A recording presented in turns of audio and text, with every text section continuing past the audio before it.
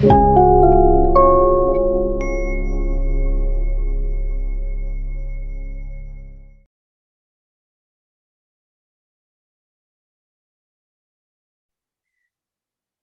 minggu ini mata kuliah kita gerakan sosial atau social movements akan membahas topik yang ketujuh, yaitu teori-teori klasik tentang gerakan sosial. Ya, seperti saya katakan sebelumnya, topik ini penting Anda pahami dengan baik karena termasuk isu-isu fundamental atau mendasar mengenai gerakan sosial. Jadi ketika Anda ditanya apa itu gerakan sosial, teori-teori gerakan sosial, nah, Anda mesti tahu ya. Anda harus bisa membedakannya. Ada teori gerakan klasik, teori klasik gerakan sosial, ada nanti di minggu berikutnya. Kalau ada klasik pasti ada yang modern dong. Nah, gitu kan, ada yang lama, ada yang baru. Ada teori klasik gerakan sosial, ada teori modern gerakan sosial. Nah, Anda mesti tahu ya perbedaan ini ketika ditanya oleh orang. Nah, ini adalah termasuk isu-isu dasar yang mesti Anda pahami. Pada kesempatan kali ini kita hanya akan fokus kepada teori-teori klasik gerakan sosial ya. Nah, ini penting Anda pahami dengan baik ya. Tentu saja banyak teori-teori klasik gerakan sosial. Tapi pada kesempatan ini saya tidak akan menyampaikannya semuanya, mungkin hanya beberapa teori saja. Lagi pula dan pula tidak secara mendalam ya, hanya bersifat penjelasan general, pokok-pokok pikiran atau dari teori-teori yang akan saya jelaskan mengenai teori-teori klasik gerakan sosial ya. Oke. Supaya Anda bisa mengikuti uraian topik ini dengan baik, Anda bisa menyimaknya melalui slide presentation yang akan saya bagikan kepada Anda ya. Oke.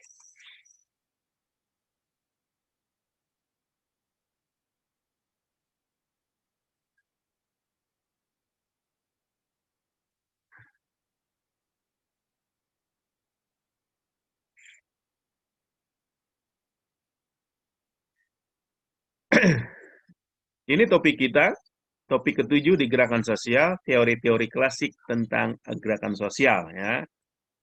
Nah, saya harap bisa menyimaknya dengan baik sehingga dapat ilmu di pagi hari ini ya. Yang pertama yang mesti Anda pahami dengan baik dari topik kita teori klasik gerakan sosial yaitu kata atau ada adverb atau ada kata sifat klasik dari istilah teori klasik gerakan sosial. Pertanyaannya mengapa disebut klasik ya? Nah, pertama disebut klasik dari segi waktu. Nah, nah, teori-teori klasik tentang gerakan sosial itu kalau dari segi waktu kemunculannya itu sudah lama, sudah sejak hampir 200 tahun yang lalu ya, sekarang kurang lebih ya. Nah, sejak abad ke-19 pada saat munculnya juga sosiologi sebagai sebuah ilmu dan dimulai sejak revolusi Inggris dan Perancis sampai 1960 ya. Hampir sama waktunya dengan kategori pertama, tipe pertama gerakan sosial yang disebut dengan gerakan sosial lama yang kita bahas di minggu yang lalu ya. Nah, batasnya kan itu 1960 ke bawah itu gerakan sosial lama, 60 ke sini baru. Begitu juga dalam teori klasik gerakan sosial juga sama seperti itu ya. Hampir sama tuh. Kedua disebut klasik dari segi pengaruhnya. Nah, misalnya begini, Anda mengatakan sesuatu itu, oh itu klasik, ya itu kan. Yang namanya klasik di sini bukan dalam pengertian negatif, tapi justru dalam pengertian positif, bahwa semacam pengakuan akan pengaruhnya yang besar atau maknanya atau nilainya yang tinggi dari sesuatu yang disebut dengan klasik. Misalnya gini, Anda melihat mobil Ford yang mobil-mobil yang lama misalnya yang klasik kan atau yang mobil yang populer mobil VW kan. Ketika tahun yang seseorang punya mobil VW tahun 60-an, wah itu klasik kan. Istilah kata klasik itu kan di situ bukan berarti ya, menghina, tapi justru adalah pujian. Karena dianggap mobil yang bersangkutan itu punya nilai yang tinggi. Nah, itu juga dalam teori klasik gerakan sosial, teori-teori ini dianggap punya nilai tinggi karena memiliki pengaruh yang besar sejak kemunculan teori atau kajian-kajian tentang gerakan sosial sampai sekarang. Sampai sekarang juga masih hidup teori dan banyak yang dan banyak pengaruh sampai sekarang karena itu dalam mata kuliah khususnya sosiologi itu gerakan sosial teori-teori klasik gerakan sosial tidak bisa diabaikan. Anda mesti mengetahuinya. Nah, pengaruh disebut klasik juga di sini dianggap sebagai teori-teori standar. Atau ada istilah-istilah babon ya. Teori-teori dasar, teori standar yang mesti Anda pahami dalam melihat atau memahami teori-teori gerakan sosial ya. Nah, jadi disebut klasik karena memang teori ini merupakan teori-teori utama yang walaupun dari segi utama tapi sangat penting. Semua orang harus dalam yang mempelajari ilmu sosial harus paham tentang teori-teori ini ya. Meskipun tidak lepas dari kritikan ya yang nanti akan mengakibatkan munculnya teori baru gerakan sosial. Nah, kalau kita berbicara tentang teori klasik tentang gerakan sosial, kita akan fokus kepada 3 hal, ya, kepada 3 hal. Pertama, teori-teori klasik ini berbicara tentang 3 hal. Pertama, siapa yang melakukan gerakan? Who protest dalam bahasa Inggris. Yang kedua, mengapa mereka melakukan gerakan? Why they protest. Yang ketiga, bagaimana mereka melakukan gerakan? How they protest. Kalau memang konteksnya dalam konteks adalah melakukan protes ya atau demonstrasi. Nah, ini supaya Anda mudah memahaminya, teori-teori gerakan itu, teori klasik gerakan sosial fokus kepada 3 hal ini. Tapi sebenarnya sama juga teori-teori baru gerakan sosial juga sama. Tapi supaya memudahkan Anda memahaminya, saya akan bagi kepada 3 isu ini ya. Nah, yang pertama, nih teori yang pertama ya, Anda harus pahami. Salah satu teori klasik ya dalam gerakan sosial adalah disebut dengan teori perjuangan kelas sosial. Oke ya. Teori perjuangan kelas sosial atau class struggle. Ya. Yang kedua adalah teori perjuangan kesejahteraan kelas sosial atau yang disebut dengan class welfare teori. Nah, yang selanjutnya teori konflik sosial, nah, yang paling sering Anda dengar, yaitu kelas konflik. Nah, inilah 3 teori, termasuk teori-teori awal yang berbicara tentang gerakan sosial, yang mencoba untuk menjelaskan siapa yang melakukan gerakan sosial, mengapa mereka melakukan sosial, dan bagaimana melakukan gerakan sosial. Nah, karena ini termasuk adalah teori-teori awal gerakan sosial, maka mau tidak mau ini merujuk kepada para pendiri tokohnya ya, termasuk tokoh sosiologi yaitu Karl Marx, Friedrich Engels ya, ini harus Anda pahami. Nah, Anda tahu kan Karl Marx itu pemikirannya berbasis kelas konflik ya antara kelas berjuis dan kelas proletar, kaum kapitalis dan kaum pekerja. Nah, pikiran utama dari 3 teori ini, kelas struggle, kelas welfare, dan kelas konflik ini berpusat pada bahwa sepanjang sejarah manusia senantiasa ada ketegangan atau antagonisme antar kelas, antar kelompok masyarakat, karena setiap grup atau kelompok dalam masyarakat itu memiliki kepentingan masing-masing yang berbeda-beda. Nah, ini adalah teori dasar dari 3 teori ini, kelas struggle, kelas welfare, dan kelas konflik, bahwa sepanjang sejarah manusia ini ada, senantiasa ada ketegangan, ada konflik, bahkan sampai ke tindak kekerasan antar berbagai grup kelompok dalam masyarakat karena masing-masing grup kelompok itu punya kepentingan masing-masing. Nah, kepentingan masing ini yang menjadi pemicu terjadinya kelas konflik, kelas struggle, dan perjuangan kelas welfare di antara kelompok-kelompok ini, khususnya dalam konteks adalah teori Karl Marx, perjuangan ada kelas pekerja dan kelas berjuis kapitalis melawan proletar ya. Nah, yang pertama yang ingin dibahas oleh teori yang ini, teori pertama ini adalah siapa yang melakukan gerakan atau who protest, siapa yang ikut dalam gerakan sosial. Nah, seperti saya sebutkan tadi, yang terlibat dalam gerakan sosial dalam teori kelas sosial atau kelas konflik adalah kelas pekerja, working class, orang yang buruh dalam bahasa kita ya, yang bekerja di pabrik-pabrik, orang-orang yang mungkin pekerjaannya tidak jelas, kelas bawah ya, atau proletariat ya, kelompok miskin, kelompok kelas bawah. Nah, mereka melakukan gerakan melawan siapa? Melawan kaum borjuis yang memiliki dan menguasai ekonomi dalam bentuk alat produksi dan modal. Nah, Anda sudah tahu ini.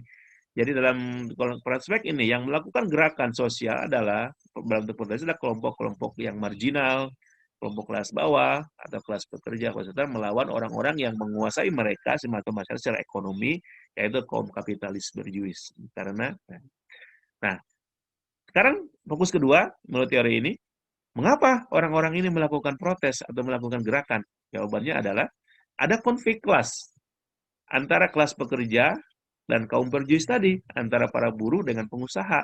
Ada konflik antara antara antara kelas pekerja terhadap kebijakan atau perlakuan kaum kapitalis, kaum berjuis, kaum pemodal, dan pengusaha. Nah, mengapa itu terjadi? Karena adanya eksploitasi kelas pekerja oleh pemilik modal. Nah, kaum pekerja itu atau kaum buruh itu melakukan protes karena mereka merasa dieksploitasi oleh kaum pemilik modal atau kapitalis pengusaha untuk kepentingan mereka. Mereka disuruh bekerja panjang, kan? Jam kerja panjang, gajinya kecil. Nah, itulah menuntut mereka adanya merasa dieksploitasi. Karena itu mereka melakukan protes. Nah, salah satunya dengan menuntut seperti di minggu lalu saya jelaskan, mereka menuntut 8 jam kerja, 8 jam istirahat, 8 jam untuk rekreasi. Jangan kebanyakan dipakai untuk bekerja. Itu kan merasa mereka dieksploitasi oleh para pengusaha. Nah, alasan berikutnya adalah kelas pekerja itu tidak berdaya dan tidak memiliki kekuasaan atas apa yang mereka produksi. Nah, kelas pekerja itu kan mereka yang membuat barang di pabrik-pabrik itu. Misalnya di Indonesia mereka yang membuat sepatu, membuat garment, tapi mereka sendiri tidak tidak berkuasa terhadap barang mereka buat karena bukan milik mereka, itu milik penguasa, milik pengusaha dan milik kaum kapitalis. Mereka buat, tapi barangnya kemudian tidak mereka miliki karena harus diserahkan kepada pemodal dan itu bukan modal mereka dan sebagainya. Nah, ini mengakibatkan semacam ketidakenakan, ketidaknyamanan dalam diri mereka. Kenapa kita membuat sesuatu tapi tidak bisa memilikinya, gitu kan? Nah, faktor lainnya karena mereka tidak memiliki apa yang mereka produksi, akibatnya para pekerja tetap miskin, ya. Para pekerjanya semakin miskin atau tetap miskin, tapi para berjuis kapitalis pemodalnya, pengusahanya semakin kaya. Jadi kan faktanya begitu kan, ya. Nah, coba kita lihat ya, di kita yang dekat di Bandung, di Raja Ekek, di Majalaya, di Tangerang dan sebagainya, Jawa Barat ini termasuk provinsi yang paling banyak industrinya, ya. Tapi dalam tingkat kesejahteraan masyarakatnya tidak lebih bagus daripada provinsi lain. Aneh ya. Nah, karena mereka orang yang protes itu, kaum pekerja itu mereka harus bebas bersatu dan mengambil alih bisnis produksi supaya mereka bisa sejahtera. Nah, sekali lagi ini termasuk gerakan sosial lama, fokusnya mereka adalah bersifat ekonomik materialistik, perjuangannya bersifat perbaikan ekonomi dan kesejahteraan. Karena itu disebut juga kelas welfare, perjuangan untuk memperoleh kesejahteraan kelas pekerja. Ya.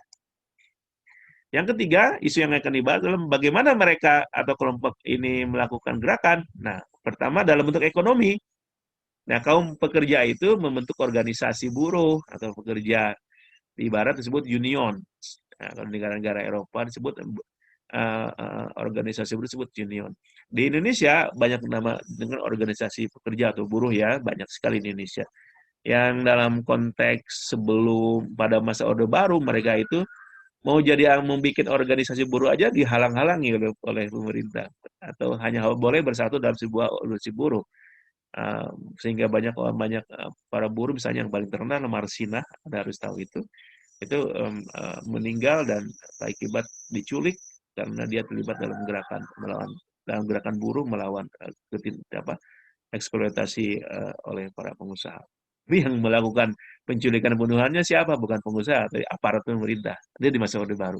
Tapi setelah reformasi, orang buruh bebas melakukan organisasi ya, bahkan mereka sekarang menjadi kekuatan besar untuk melawan. Misalnya kalau mereka tidak setuju dengan pemerintah, bahkan ketika kampanye itu termasuk yang dijadikan sebagai pendulang suara ya, baik untuk memperoleh suara atau justru menekan pemerintah. Kedua bentuk protes mereka adalah dalam bentuk politik, yaitu kaum pekerja membentuk partai sendiri dan merubah sistem. Ada. Mungkin di Indonesia tidak ada partai politik berbasis buruh atau partai buruh, tapi di negara-negara maju Eropa, khusus Australia misalnya dan Inggris, itu ada partai buruh, ya, ada untuk memperjuangkan kepentingan mereka. Ketiga, bentuk gerakan mereka adalah bentuk ideologis, yaitu kaum pekerja berupaya mengadaptasi sistem pemerintahan dengan sistem sosial yang baru. Nah, oke, ini adalah bentuk yang ketiga.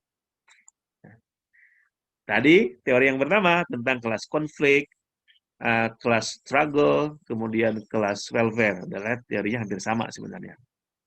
Sekarang yang kedua, teori klasik kedua dalam gerakan sosial adalah collective behavior theory. Teori tindakan kolektif. Tadi sudah saya singgung sedikitnya juga oleh Anda.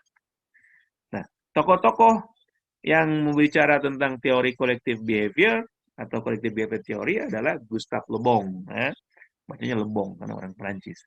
Kemudian Herbert Blumer dan Niels Melzer. Nah, sekarang dalam perspektif teori ini, siapa yang melakukan gerakan sosial? Jawabannya adalah mereka yang teralienasi. Alienated people, orang-orang yang teralienasi. Orang-orang yang putus asa, the frustrated people. Kemudian mereka yang mengalami disintegrasi, mereka yang disintegrasi dalam masyarakat. Kemudian mereka yang dimanipulasi, manipulated people. Dan mereka yang terpinggirkan, marginalized people. Nah, dalam teori collective behavior, orang-orang yang melakukan gerakan sosial atau terlibat dalam gerakan sosial adalah orang-orang yang teralienasi, orang yang putus asa, orang yang mengalami disintegrasi, orang yang dia manipulasi, dan orang-orang yang terdiri. Cuma ada orang-orang yang semuanya merupakan kategori orang-orang yang merasa tidak beruntung.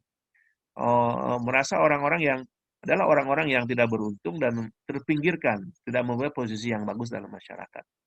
Oke, nah ini bisa siapa saja, bisa termasuk juga kaum buruh tadi, atau kelompok lain ya yang non-buruh. Yang penting mereka adalah orang yang termarginalkan, orang yang merasa putus asa, orang yang teralienasi, orang yang merasa terlepas dari masyarakatnya. Ya.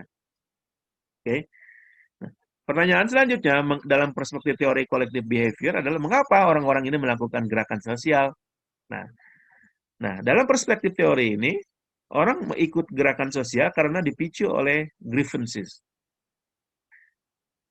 Keputusasaan, kesedihan, karena tidak memperoleh apa yang mereka dapatkan, karena munculnya persoalan-persoalan sosial ekonomi politik yang mereka rasakan sangat menekan mereka dan tidak menguntungkan mereka, sehingga mereka merasa susah hidup mereka, sehingga mereka merasa berkeluh kesah terhadap keadaan yang ada. Oke. Discontent artinya ketidakpuasan terhadap keadaan. Mungkin mereka melihat sekarang ekonomi Indonesia ini misalnya sedang tidak bagus, lalu mereka merasa tidak puas. Dan mereka turun ke jalan menentang, wah pemerintah ini banyak hutangnya dan sebagainya. Tapi tidak dirasakan oleh masyarakat. Atau penyebab ketiga adalah anomi. Anomi itu kondisi di mana terjadi ketidakaturan sosial sehingga orang mengalami kebingungan. Nah, ketika terjadi chaos dalam masyarakat, tidak ada aturan yang harus dipakai, maka orang mengalami kebingungan. Kalau orang kebingungan, dia bisa berbuat apa saja, ya, termasuk melakukan tindakan kekerasan atau bergabung dengan sebuah gerakan sosial yang mungkin pada level tertentu menggunakan kekerasan sebagai sebuah strateginya. Ini adalah kondisi anomi. Nah, bagaimana orang-orang melakukan gerakan sosial dalam perspektif teori collective behavior? Nah, ini yang tadi tuh ya, saya jelaskan ya. Nah, orang-orang melakukan tindakan gerakan sosial atau melakukan khususnya protes adalah bentuknya itu, perilaku mereka itu adalah bersifat primitif. Nah, primitif tadi adalah kalau namanya primitif berarti mengikuti insting kebinatangan yang walaupun manusia ya. Mengikuti insting kebinatangan manusia. Ya, kekerasan, penyerangan, kemarahan sebagai itu kan insting kebinatangan kita. Irasional tindakannya dan mengarah ke kekerasan yang spontan. Nah, tadi saya jelaskan kepada Anda. Nah, mengapa itu terjadi? Nah, tadi saya jelaskan juga, dalam kerumunan mereka merasa anonim dan invisible sehingga mereka percaya bahwa tindakan mereka tidak akan diperhitungkan atau dimintai pertanggungjawaban. Ketika orang dalam kerumunan, dalam sebuah gerakan protes yang banyak orang berkelompok, mereka merasa anonim, hilang kediriannya. Bukan lagi Reza, bukan lagi siapa tadi, tapi sudah tidak bernama. Anda merasa Anda tidak dilihat oleh orang lain karena dalam orang akan melihat sebagai sebuah kerumunan, kelompok. Karena itu, karena Anda merasa tidak lagi ada diri Anda, tapi ada sebagai kelompok, maka Anda tidak takut untuk melakukan tindakan yang irasional, termasuk melakukan kekerasan, bahkan pembunuhan ya. Karena nggak kelihatan kok, ini kita sedang sama-sama gitu kan. Gitu kan. Kalau sama-sama orang menjadi lebih berani daripada ketika sendiri. Nah, mereka kehilangan daya pikir kritis dan mengalami kepribadian yang tak disadari, kepribadian yang didominasi oleh insting destruktif dan kepercayaan primitif. Nah, tadi yang saya jelaskan. Ketika Anda dalam sebuah kelompok, Anda kehilangan diri Anda tidak lagi punya kedirian, Anda kehilangan daya pikir Anda, karena itu Anda terdorong untuk melakukan tindakan-tindakan instinktif yang destruktif dan didorong oleh perilaku primitif Anda sebagai sisi kebinatangan diri Anda. Oke. Oke, itu teori kedua ya. Sekarang teori ketiga. Nah, teori ketiga ini disebut dengan mass society theory, teori masyarakat massa. Oke. Nah, tokohnya adalah Emil Durkheim, ada Arthur Kornhauser, karyanya The Politics of Mass Society. Nah, lagi-lagi saya akan fokus kepada tiga hal. Yang pertama, siapa yang melakukan gerakan sosial dalam perspektif teori masyarakat massa? Oke. Nah, hampir sama dengan yang tadi gerakan collective behavior, teori collective behavior. Mereka yang dalam perspektif teori massa, mereka yang melakukan gerakan sosial atau protes adalah orang-orang yang teralienasi akibat anomi dan egoisme dalam masyarakat modern. Nah, munculnya modernisme itu tentu menimbulkan hal yang positif bagi masyarakat. Rasionalitas, kemajuan teknologi, dan sebagainya. Tapi pada yang sama juga, modernitas itu membawa dampak negatif bagi masyarakat. Apalagi negara masyarakat yang belum siap, seperti negara berkembang, yaitu mengakibatkan ada orang tertentu yang merasa teralienasi dari kemajuan modernitas. Dia merasa dunia ini tidak ada aturannya, anomi. Kemudian pada saat yang sama juga menimbulkan orang-orang kelompok tertentu yang merasa egois dalam masyarakat modern. Nah, orang-orang inilah yang orang-orang teralienasi yang nanti kalau mereka menimbulkan ketidakpuasan dalam dirinya, lalu melakukan tindakan gerakan sosial. Nah, pada saat yang sama juga gerakan modernitas itu memunculkan elit yang kuat, birokrasi yang masif, dan orang-orang yang terisolasi. Nah, kan modernitas itu salah satu muncul adalah ada kelompok elit, birokratisasi dalam pemerintahan kita misalnya, semua serba birokrasi dan sebagainya. Dan ini akibatnya ada orang-orang yang merasa teralienasi dari perkembangan ini. Nah, orang-orang inilah menghilangnya, merasa kehilangan saluran untuk mempengaruhi elit. Orang-orang yang tidak mampu memulai kebijakan nasional, kebijakan masyarakat, tapi salurannya dikuasai oleh kelompok elit, misalnya DPR. DPR itu misalnya saluran rakyat kan. Tapi sayang ya, dikuasai oleh elit. Siapa elit partai? Partai yang tergabung dalam baik itu pendukung pemerintah atau tidak pendukung pemerintah. Nah, ada orang teralienasi dari kondisi ini sehingga tidak bisa menyuruhkan pandangannya. Walaupun mestinya misalnya DPR itu menjadi sarana rakyat, tapi pada faktanya tidak kan. Akibatnya non-elit ini atau rakyat kebanyakan yang merasa itu menjadi teralienasi dan rentan terhadap ekstremisme. Nah, ini kaitan dengan ekstremisme. Mungkin wujudnya adalah dalam bentuk gerakan protes, ikut dalam gerakan sosial tertentu untuk memprotes pemerintah dan sebagainya, ekonomi, politik. Tapi pada level tertinggi, pada level negatifnya adalah orang-orang ini rentan terhadap ide-ide dan perilaku-perilaku ekstrim, sehingga mereka bergabung dalam ide-ide radikal dan sampai tertentu tindakan terorisme ya, seperti yang kita lihat sekali. Nah, salah satu penjelasan mengapa muncul terorisme dan radikalisme adalah ini, modernitas. Orang-orang yang tidak mengikuti perkembangan modernitas sehingga merasa teralienasi, tidak bisa mengikuti zaman, akhirnya mereka melakukan tindakan-tindakan ekstrim dan radikal sampai kepada tindakan teror, seperti yang terjadi di Indonesia beberapa minggu yang lalu. Nah, dalam pandangan teori masyarakat massa, orang-orang seperti ini mengapa melakukan atau terlibat dalam gerakan massa, gerakan sosial? Nah, dipicu karena efek masyarakat modern tadi. Masyarakat modernitas itu kan ada negatif dan positifnya. Nah, orang-orang seperti ini terdampak sisi negatifnya dan dia tidak mampu beradaptasi dengan perubahan masyarakat mulai modernitas itu, sehingga dia justru yang dapatkan adalah sisi negatif dari perubahan sosial itu. Nah, apa salah satu efek dari gerakan modernitas yang munculnya individualisme dalam masyarakat. Nah, karena masyarakat sangat bersikap individual semuanya, maka ada orang tertentu yang merasa terasing. Semua orang kan mementingkan dirinya sendiri. Sementara ada orang tertentu yang merasa kenapa saya tidak dipedulikan, gitu kan? Nah, sehingga muncul merasa ketidakpuasan dan merasa teralienasi. Anomi dalam masyarakat adalah sebab yang kedua, yaitu ketiadaan aturan yang dapat mengatur perilaku karena semakin meningkatnya ukuran dan kompleksitas masyarakat modern.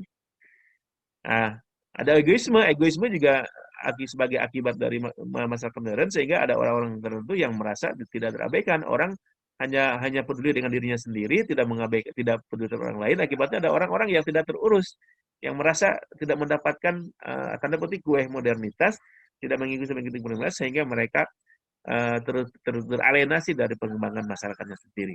Ya. Isu yang ketiga dalam mengapa atau bagaimana orang-orang ini melakukan gerakan dalam perspektif teori masyarakat adalah, nah ini bentuknya dalam teori masyarakat massa, orang-orang mengikuti gerakan sosial atau protes itu bentuk yang mereka lakukan biasanya bersifat ekstremis, tindakan ekstrim, bahkan tindakan kekerasan, bahkan sampai pembunuhan ya. Ini adalah bentuk-bentuk gerakan yang biasa dilakukan oleh orang-orang yang berorientasi dalam perspektif teori massa atau mass society theory. Keempat, nah ini teori keempat ya. Nah, tentu tidak semua yang kita bahas. Teori keempat, teori klasik keempat tentang gerakan sosial adalah teori yang disebut dengan deprivasi relatif, relative deprivation theory, teori deprivasi relatif. Apa ini maksudnya? Nah, gitu kan. Ini. Nah, para pendukung tokoh ini atau yang pencetus teori ini adalah ada James Jarvis, Ted Gu, dan Denton Morrison ya. Nah, mari kita bahas yang pertama. Siapa yang melakukan gerakan sosial dalam teori deprivasi relatif ini? Nah, yaitu orang-orang yang deprived. Artinya mereka yang mengalami deprivasi. Apa itu deprivasi? Nah, deprivasi adalah Anda mengalami deprivasi ketika Anda melihat orang lain lebih berkuasa, baik secara politik atau ekonomi. Ada orang yang Anda lihat lebih berkuasa dari diri Anda, secara ekonomi, politik, sosial, dan sebagainya. Mereka Anda anggap sebagai memiliki sumber daya ekonomi, status sosial yang lebih tinggi, dan lalu Anda ingin memilikinya hal yang sama, tapi Anda tidak mampu. Karena ketidakmampuan Anda, misalnya karena Anda pendidikannya rendah, pendidikannya Anda tidak punya skill, Anda tidak punya akses politik, atau Anda disengaja oleh pemerintah, oleh penguasa, Anda dihalangi untuk mendapatkan sumber-sumber daya ekonomi, politik, sosial itu. Nah, sehingga Anda mengalami deprivasi. Oke, itu seperti itu. Nah, misalnya ini sering terjadi ketika sebuah negara mengalami pertumbuhan ekonomi yang menurun atau melambat. Baru muncul orang-orang seperti ini. Mereka menganggap dirinya sebagai orang yang paling terkena dampak dari perubahan ekonomi. Ketika ekonomi mulai krisis, ini orang-orang seperti ini akan banyak muncul karena mereka merasa tidak mendapatkan apa yang mereka dapatkan. Nah, mesti mereka dapatkan. Nah, dalam perspektif teori deprivasi relatif ini, mengapa orang melakukan terlibat dalam gerakan sosial atau dalam gerakan politik atau gerakan protes, yaitu mereka mengalami deprivasi, yaitu ini deprivation, yaitu ketidakmampuan memenuhi apa yang diinginkan atau memiliki dan menggunakan sesuatu. Nih, ketika Anda mengalami ketidakmampuan untuk memenuhi apa yang Anda inginkan karena ketidakmampuan Anda, baik itu karena berasal dari faktor diri Anda sendiri atau faktor luar, karena Anda ada orang lain atau negara yang menghalangi Anda ingin memilikinya atau menggunakan sesuatu, Anda terhalangi. Nah, itu adalah namanya deprivasi. Sebab kedua adalah inequality. Nah, hampir yang sama. Kalau ada deprivasi, pada salah sebabnya adalah inequality, artinya ketidaksetaraan atau ketimpangan ekonomi dan kesempatan antara kelas-kelas sosial dan masyarakat. Nah, Anda mengalami inequality ketika Anda tidak mempunyai akses yang sama kepada ekonomi, kepada sumber politik, kepada status sosial dan sebagainya karena dihalang-halangi oleh orang lain misalnya, oleh negara atau karena ketidakmampuan Anda sendiri, sehingga Anda mengalami inequality dan deprivasi. Selanjutnya, bagaimana orang melakukan gerakan sosial dalam perspektif teori deprivasi relatif? Nah, pertama adalah bentuknya adalah pemberontakan. Orang yang mengalami deprivasi, inequality, bentuk gerakan mereka itu bisa ekstrim. Pemberontakan, tindakannya irasional, ekspresif, mengikuti emosi mereka, bahkan violence, kekerasan. Ya, ada panics, mobs, crime, sampai kepada tindakan-tindakan kriminal ya. Kelima, teori kelima, teori klasik gerakan sosial adalah namanya teori nilai tambah atau value added theory atau teori ketegangan sosial, social strength theory. Tokohnya adalah Neil Smelser ya. Nah, menurut teori ini, siapa yang melakukan gerakan sosial atau ikut dalam sebuah gerakan protes adalah mereka yang teralienasi. Hampir sama dengan teori sebelumnya sebenarnya. Sejak dari teori gerakan kolektif, kemudian teori massa, dan ini ya.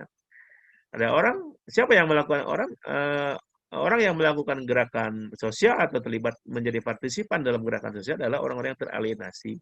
Orang yang putus asa, frustrated, orang yang terintegrasi, dan orang yang dimanipulasi, dan orang yang terpinggirkan. Sama dengan teori collective behavior ya. Mengapa mereka melakukan gerakan atau partisipasi dalam gerakan sosial? Akibat ini dipicu karena efek negatif dari perubahan sosial yang cepat pada masyarakat modern. Hampir sama dengan teori mass society tadi ya. Nah, apa bentuknya? Bentuk apa? Dalam bentuk apa mereka melakukan ikut terlibat dalam gerakan sosial? Nah, apa? Tindakan bentuknya adalah berarti tindakan yang spontan, irasional, ekspresif, dan violent, kekerasan. Bisa sampai kepada tindakan-tindakan kejahatan. Nah, ya, gitu. Keenam, yang terakhir, saya tidak akan semua bagi Anda. Ini termasuk teori yang menarik dan penting bagi Anda pahami, namanya teori hegemoni budaya atau cultural hegemony. Dalam bahasa Indonesia hegemoni, tapi dalam bahasa Indonesia hegemoni. Yaitu teori keenam adalah salah satu teori klasik gerakan sosial disebut dengan hegemoni budaya atau cultural hegemony. Nah, tokoh pengusung atau pencetus dari teori ini adalah Antonio Gramsci. Dia orang Italia, dia dipenjara ya oleh pemerintah Italia karena ide-idenya yang menentang pemerintahan. Memang dia dipengaruhi oleh gagasan-gagasan Marx ya, dia seorang Marxis ya. Itu. Dia orang Italia. Nah, dalam pandangan Gramsci, dalam perspektif teori gerakan budaya ini, teori gerakan budaya, hegemoni budaya ini, siapa yang melakukan gerakan sosial atau ikut pergerakan sosial adalah mereka yang didominasi. Nah, kalau kita bicara tentang hegemoni, kita bicara tentang dominasi. Saya ingin mulai dengan pengertian hegemoni dulu ya supaya Anda paham. Hegemoni adalah dominasi kelompok tertentu atas kelompok yang lain berdasarkan berdasarkan kelas, ya. Nah, tapi bersifat budaya, bukan bersifat ekonomi. Jadi ada kelompok tertentu atau kelas tertentu didominasi oleh kelompok lainnya secara budaya, secara pikiran, secara gagasan, secara gaya hidup yang non ekonomik, ya. Nah, misalnya begini, ada pandangan bahwa apa itu musik klasik, contohnya ya musik klasik. Orang yang pencinta musik klasik adalah kelas atas, betul ya? Sementara orang yang suka dangdut, orang kelas bawah ke bawah, orang pekerja, orang miskin, dan bawah semua. Nah, pandangan bahwa musik klasik milik kelas atas dan dangdut ke bawah itu adalah termasuk dalam contoh namanya hegemoni budaya. Bahwa mereka yang menentukan sebuah musik, sebuah seni itu tinggi atau tidak. Sehingga anggapan, oh ini seni budaya tinggi. Karena mereka sendiri yang buat, yang menentukan. Karena budaya ini disukai oleh kelas atas. Ya, misalnya seperti itu. Sehingga disebut budaya tinggi. Tapi kalau budaya yang berkembang di masyarakat, dibilang budaya rendah. Nah, sehingga menganggap budaya yang berkembang dalam masyarakat kelas pekerja, rakyat banyak itu dianggap rendah. Sehingga nanti ada muncul dominasi kelas atas, budaya kelas atas terhadap budaya kelas bawah. Ini yang disebut dengan adalah hegemoni budaya. Nah, orang-orang dalam perspektif hegemoni, teori hegemoni budaya ini, orang-orang ada yang melakukan protes, melakukan terlibat dalam gerakan sosial, adalah orang-orang yang merasa didominasi oleh kelompok lain. Biasanya kelompok atas mendominasi kelompok kelas pekerja, kelas bawah, dan sebagainya. Ya. Oke. Nah, Selanjutnya, mengapa orang ini melakukan gerakan? Nah, apa yang mendorong mereka melakukan gerakan dalam perspektif teori hegemoni? Karena ada dominasi budaya di mana kelas penguasa, nah kelas penguasa ini bisa kelas atas atau juga pemerintah atau partai tertentu memaksakan pandangan dunianya atau perspektifnya kepada kelas yang lainnya yang lebih dianggap lebih bawah. Nah, kan ada begitu kan? Seperti dalam hidup masyarakat kita kan begitu. Ada anggapan, oh perilaku hidup orang kaya itu kita adopsi. Nah, tapi sebenarnya kita didominasi gaya hidup mereka. Sehingga kita anggap gaya hidup orang kaya itu bernilai lebih tinggi, dianggap paling benar, dan lalu menganggap budaya gaya hidup kita sendiri dianggap lebih rendah. Nah, contohnya adalah apa? Misalnya kita sering meniru masyarakat, menganggap ketika orang-orang kaya gaya hidupnya begitu. Nah, seperti yang ditampilkan oleh sekarang para selebriti itu, misalnya kemarin siapa itu, gaya pernikahannya Atta Halilintar dengan siapa tuh, Aurel, kan? Itu adalah cerminan dari hegemoni budaya, bahwa itu adalah cara perkawinan orang yang perkawinan yang unggul, yang bagus, yang luar biasa dengan gaya seperti itu, ya. Nah, itu dianggap sebagai budaya perkawinan yang unggul. Nah, akibatnya ada anggapan kalau tidak begitu dianggap tidak bagus, atau tidak keren, tidak bagus. Nah, uniknya, ironinya, kelas bawah pun sepertinya mengakui itu, menerima itu, didominasi itu. Tapi nanti ada kelompok bawah yang tidak menerima sehingga mereka melakukan gerakan. Nah, inilah menjadi fakta yang unik di dalam Indonesia. Justru orang-orang kebanyakan itu orang yang miskin, kelas bawah itu mungkin seperti kita. Justru menyukai pameran kekayaan orang-orang kaya dan selebritis itu. Nah, itu sebenarnya bukan milik kita, tapi kita menikmatinya sehingga ketika Ade Armando mengkritik pamer kekayaan dari para Atta dan lain-lainnya itu, lalu justru yang marah adalah pendukungnya, dianggapnya iri dan sebagainya. Dan justru yang ingin disampaikan oleh Ade Armando adalah menyadarkan bahwa itu adalah budaya yang tidak baik, ada dominasi kultural di situ, sehingga masyarakat banyak sadar supaya tidak berdominasi, dan para selebritis pun sadar bahwa pamer kaya itu tidak baik secara sosial. Nah, nanti akan menimbulkan ketidakpuasan, deprivasi, diskon, dan sebagainya, padahal akan menimbulkan gerakan sosial atau kemarahan seperti level tertentu ya. Sehingga seperti pada revolusi Prancis kan, salah satu sebabnya adalah karena pameran kekayaan, gaya hidup yang mewah dari kelompok-kelompok bangsawan. Sehingga padahal rakyat kebanyakannya adalah miskin.